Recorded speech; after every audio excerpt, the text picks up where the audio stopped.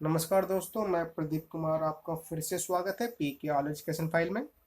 हम पढ़ेंगे आज सेल बायोलॉजी यानी कि कोशिका विज्ञान। सेल कोशिका है क्या? तो कोशिका क्या है?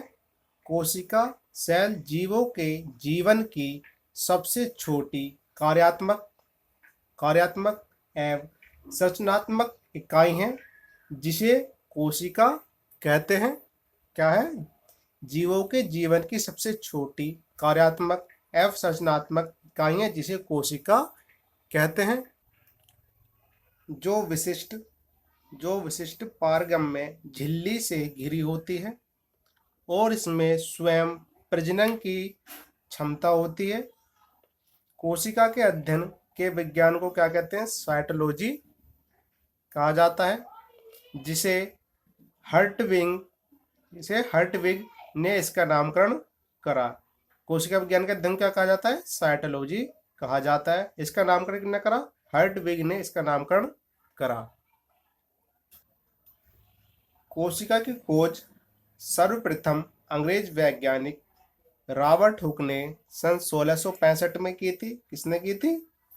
अंग्रेज वैज्ञानिक रॉबर्ट हुक ने 1665 ईस्वी में कोशिका की खोज करी। और एंटोनो वान लिवनेहॉक ने पहली बार कोशिका को देखा, वे इसका वर्णन किया। कोशिका का वर्णन किया और पहली बार देखा इन्होंने।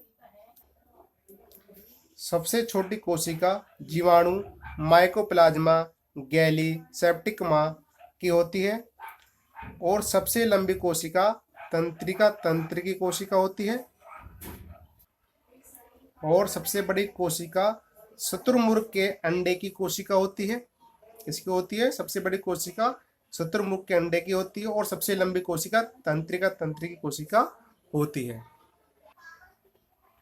कोशिका सिद्धांत का प्रतिपादन सन 1839 ईस्वी में मैथियस स्लाइडेन और थियोडर स्वान ने किया। और यद्यपि इनका सिद्धांत यह बताने में असफल रहा कि नई कोशिकाओं का निर्माण कैसे होता है। तो कैसे होता है? और पहली बार रडोल्फ विर्चो ने 1855 ने स्पष्ट किया कि कोशिका विभाजित होती है और नई कोशिकाओं का निर्माण पूर्ण स्थित कोशिकाओं के विभाजन से होता है। ठीक, अब पढ़ेंगे कोशिका सिद्धांत की मुख्य बातें। तो कोशिका सिद्धांत की मुख्य बातें क्या है? कोशिका सिद्धांत का प्रतिपादन सन 1839 में किसने करा? स्लाइडेन और स्वान ने किया। इसके अनुसार सभी जीवों का शरीर छोटी छोटी कोशिकाओं से बना होता है, जिनकी आधारभूत संरचना एक समान होती है। कोशिका आनुवंशिकता की इकाई होती है। कोशिका का निर्माण जिस कार्य से होता है उसमें केंद्रक मुख्य अभिकर्ता या क्रिएटर होता है। अब पढ़ेंगे हम कोशिका के प्रकार। कोशिका जो होती है, कोशिका दो प्रकार की होती है। कौन सी? प्रोकैरियोटिक कोशिका और यूकैरियोटिक कोशिका। तो बात करेंगे प्रोकैरियोटिक कोशिका की। तो प्रोकैरियोटिक कोशिका यह ग्रीक भाषा के दो शब्दों से मिलकर बना है। प्रो इक्वल प्रिमिटिवी यानी कि प्राचीन, कैरियन न्यूक्लियस केंद्रक। इनकी कोशिका में हिस्टोन प्रोटीन नहीं होता है, जिस कारण क्रोमेटिन नहीं बन पाता है। केवल डीएनए का सूत्र ही गुणसूत्र के रूप में पड़ा रहता है। इन कोशिका में केंद्रक पूर्ण विकसित नहीं होता है।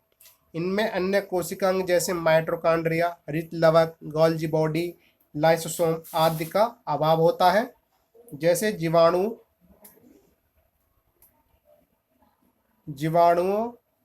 एवं नील हरित शैवालों में ऐसी ही कोशिका मिलती है। जैसे जीवाणुओं में नील हरित शैवालों में ऐसी ही कोशिका मिलती है। अब बात करेंगे दूसरी यूकैरियोटिक कोशिका की। यूकैरियोटिक कोशिकाएं पढ़ते हैं 2 नंबर पे। यह ग्रीक भाषा के 2 शब्दों से मिलकर बना है। यू ट्रू सत्य, क्रियॉन न्यूक्लियस केंद्रक। इन कोशिकाओं में दोहरी झिल्ली का आवरण व केंद्रक आवरण से घिरी सुस्पष्ट केंद्रक पाया जाता है, अर्थात वे कोशिकाएं जिनका केंद्रक पूर्ण विकसित होता है, जिसमें डीएनए हिस्टोन प्रोटीन के संयुक्त होने से बनी क्रोमेटिन तथा इसके अलावा केंद्रिका न्यूक्लियस होता है। इसमें अन्य कोशिकाएं जैसे माइटोकॉन्ड्रिया, हरित लवक, गोल्गी बॉडी, लाइसोसोम आदि पाए जाते हैं।